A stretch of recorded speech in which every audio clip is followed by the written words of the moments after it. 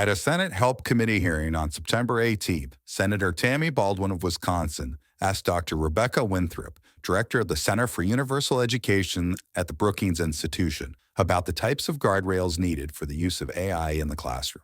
What guardrails can be put in place, either nationally or in the classroom, to ensure students have the skills to responsibly use AI while still developing critical thinking skills?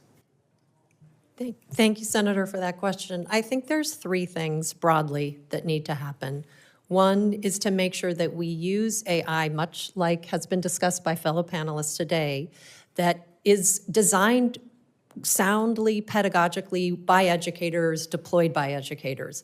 I am sure that the AI tutors that my fellow panelist is using in Indiana is not on the whole World Wide Web, the content. I'm sure it's vetted content.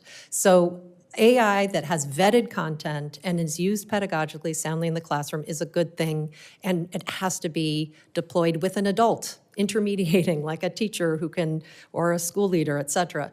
The piece that I worry greatly about is all the AI use outside of school. So young people, I've talked to many young people. I talked recently to a young man who said, oh, my school banned ChatGPT, but now I go on Snapchat, I talk to my friends and I ask it to do my math homework for me.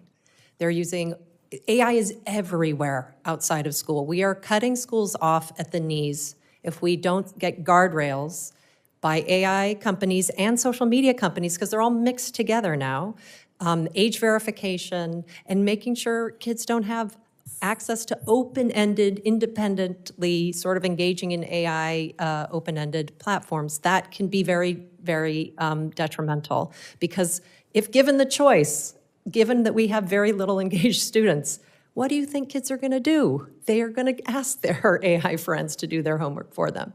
And then thirdly, I do think we have a real opportunity to transform education inside how we teach, how we learn. We have to make it more active, engaging, interpersonal, and AI literacy absolutely has to be a big part of that. We see our, fellow countries around the world leaning in on holistic AI literacy, from the EU to China even, actually, really trying to make sure kids not just use AI in learning, but know how it's designed, know that they have agency over it, and know the pitfalls of it. So those are the things I think need to happen. For more congressional news, stay tuned to Congress Clips.